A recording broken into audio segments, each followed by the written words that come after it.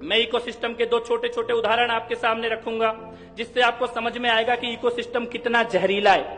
सबसे पहला उदाहरण, पिछले साल रामनवमी के दिन दिल्ली के जहांगीरपुरी में रामनवमी के जुलूस के ऊपर हमला होता है, पथराव होता है। दिल्ली पुलिस के एक सब इंस्पेक्टर को गोली लगती है, कई लोग उस पथराव में घायल होते हैं, निहत्थे राम सेवक घायल होते हैं।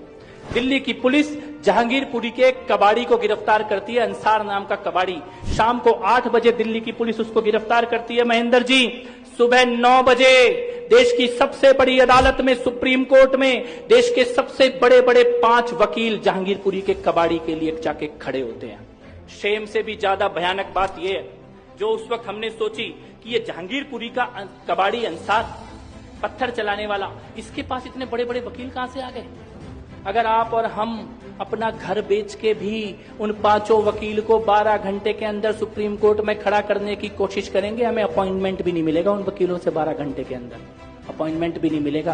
पैसा तो होगा ही नहीं, पैसा आ भी गया कहीं से घर बार बेच के, तब भी अपॉइंटमेंट भी नहीं मिलेगा। लेकिन जहांगीरपुरी के कबाड़ी के लिए देश के 5 सबसे बड़े वकील 12 घंटे के अंदर देश की सबसे बड़ी अदालत में खड़े थे। तब हमने ये सोचा कि ये कैसे संभव है, कैसे, कौन है वो लोग जो अंसार को इतने बड़े बड़े वकील दे रहे हैं। तो एक नाम सामने आया, जमीयत उलेमाए हिंद। जमीयत उलेमाए हिंद ने जहांगीरपुरी के अंसार के लिए देश के सबसे बड़े बड़े वकील खड़े कर दिए थे। तो हमने सोचा कि जमीयत उलेमाए हिंद क्या है, इसके बारे में जानने की कोशिश की जाए।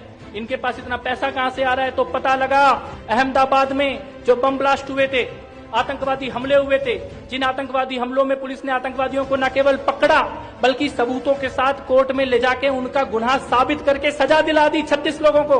उन 36 के 36 लोगों का सजा याफ्ता कन्विक्टेड टेररिस्ट आतंकवादियों का केस लड़ने का काम अगर कोई कर रहा है तो जमीयत उलेमाए हिंद कर रही है। यानी जो संस्था आतंकवादियों का केस ऑन रिकॉर्ड लड़ रही है, वो इस संस्था जहांगीरपुरी के कबाड़ी अंसार का केस लड़ रही है। ये इकोसिस्टम है और उसके पास पैसा कहां से आता है। बड़ा सोचने का विषय है। आप लोग इस विचार को यहां से लेके जाना, जमीयत उलेमाए हिंद के पास पैसा कहां से आता है। इस देश में हलाल का जो भी प्रोडक्ट, और हलाल केवल नॉनवेज प्रोडक्ट नहीं है।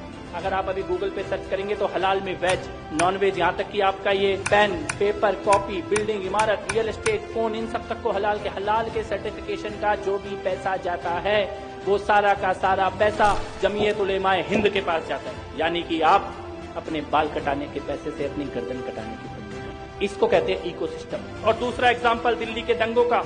दिल्ली के दंगों में शाहरुख पठान की फोटो आप सबने देखी होगी, जो बंदूक लेके पुलिस वाले के माथे पे बंदूक लगा के खड़ा था। शाहरुख पठान, दुनिया के पास उसकी फोटो थी, उसका वीडियो था, उसका नाम था। लेकिन रात को 9 बजे प्राइम टाइम पे रवीश कुमार आता है, शाहरुख पठान की फोटो दिखाता है, उसका वीडियो दिखाता है और उसका नाम अनुराग मिश्रा बताता है। जब दिल्ली चल रही थी तब इतना बड़ा झूठ रात को प्राइम टाइम पे टीवी पे बोला जा रहा था। इसको कहते हैं इकोसिस्टम।